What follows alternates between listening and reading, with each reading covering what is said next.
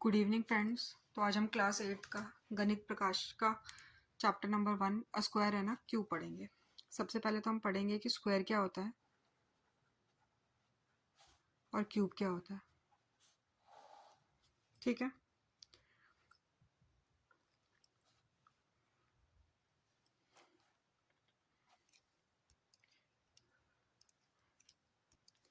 कोई भी नंबर अगर उस नंबर को उसी नंबर से मल्टीप्लाई कर दें हम तो क्या आता है, स्क्वायर आता है। जैसे 3 है, 3 को 3 से ही मल्टीप्लाई कर दिया तो वो क्या होगा, उसका स्क्वायर हो गया।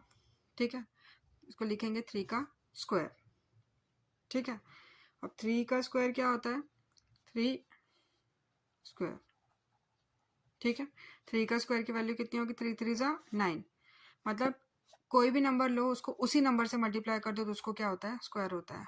तो 5 इंटू 5 हो गया, तो ये हो गया 5 का स्क्वायर। इसको लिखेंगे 5 का स्क्वायर।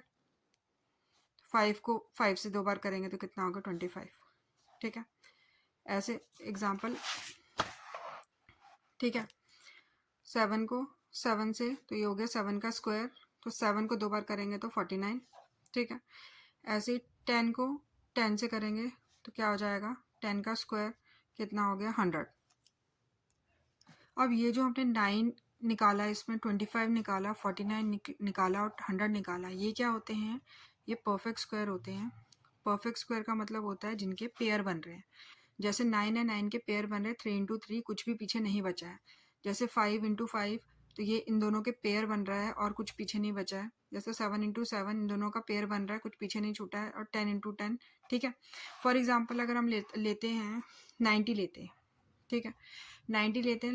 90 को हम पहले इसका प्राइम फैक्टर निकालेंगे, तो 90 का निकालेंगे। 3 30 ज़ा 90, 3 10 ज़ा 30, 2 5 ज़ा 10 एंड 5 1 ज़ा 5। ठीक है, तो 90 को हम कैसे लिखेंगे, 3 इंटू 3 इंटू 2 इंटू 5। देखो अब यहाँ पे क्या हो रहा है कि 3 और 3 का तो पेयर बन रहा है, लेकिन ये और ये प्राइम नंबर क्या हो रहे हैं, पीछे रह गए हैं। ठीक है, तो जब ये बच गए हैं, इनका कोई पेयर नहीं बन रहा, तो ये क्या हो गया, ये परफेक्ट स्क्वायर नहीं है। ठीक है, ये परफेक्ट स्क्वायर नहीं है। ठीक है, एक और चेक कर लेते हैं।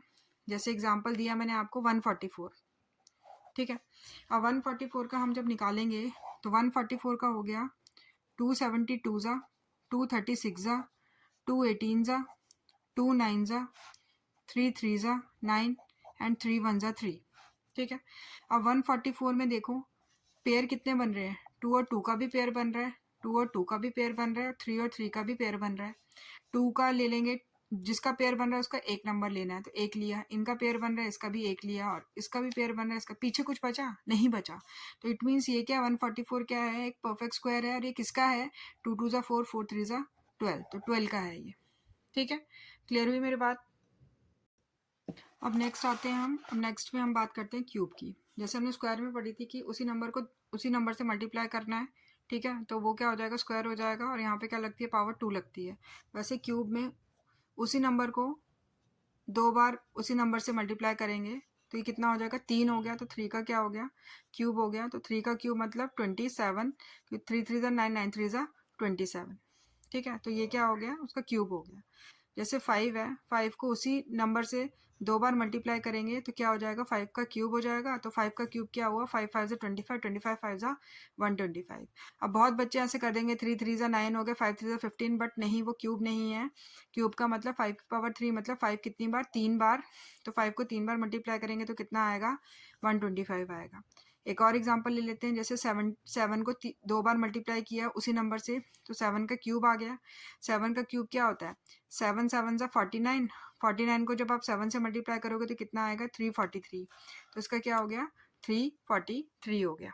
वैसे ही अगर आ गई इसमें परफेक्ट क्यूब की बात, तो जैसे हमने स्क्वायर में पढ़ा था कि 2 2 की पेयरिंग बनानी है, तो क्यूब में आपने क्या करना है, 3 3 की पेयरिंग बनानी है।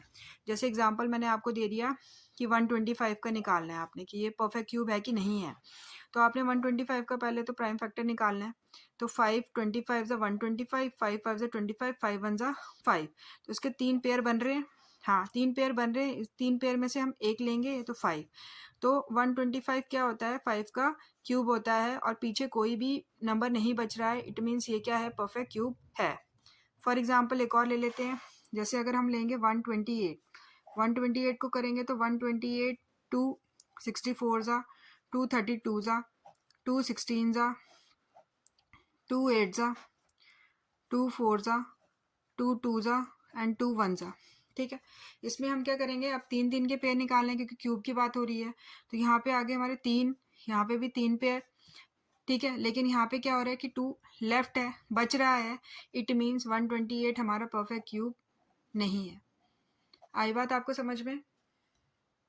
ठीक है, अब सीधी लैंग्वेज में आगे कि स्क्वायर क्या होता है, जिसको 2 बार मल्टीप्लाई करेंगे हम, 2 बार मल्टीप्लाई करेंगे उसी नंबर को, तो क्या आएगा, स्क्वायर आएगा। और क्यूब में क्या आएगा कि 3 बार उस नंबर को मल्टीप्लाई करेंगे तो क्या आता है, हमारा क्यूब आता है। ठीक है, और परफेक्ट स्क्वायर के लिए क्या होना चाहिए, परफेक्ट स्क्वायर के लिए 2 पेयर होने चाहिए, 2 के पेयर होने चाहिए और पीछे कुछ नहीं बचना चाहिए। और परफेक्ट क्यूब के लिए क्या होना चाहिए, 3 का पेयर होना चाहिए, तो उससे क्या होगा, हमारा परफेक्ट क्यूब आएगा। अब आपको क्या करना है, कुछ फाइंड आउट करना है, जैसे find the square of first 25 natural number. ठीक है, फर्स्ट 25 नेचुरल नंबर का स्क्वायर निकालना है। जैसे कि मैं आपको बता देती हूँ, 1 का स्क्वायर, तो 1 को 2 बार मल्टीप्लाई करेंगे कितना आएगा, 1। 2 का स्क्वायर, तो 2 को 2 बार मल्टीप्लाई करेंगे कितना आएगा, 4। 3 का स्क्वायर, तो 3 को 2 बार मल्टीप्लाई करेंगे कितना आएगा, 9। वैसे ही 4 का स्क्वायर, तो 4 को 2 बार मल्टीप्लाई करेंगे कितना आएगा, 16।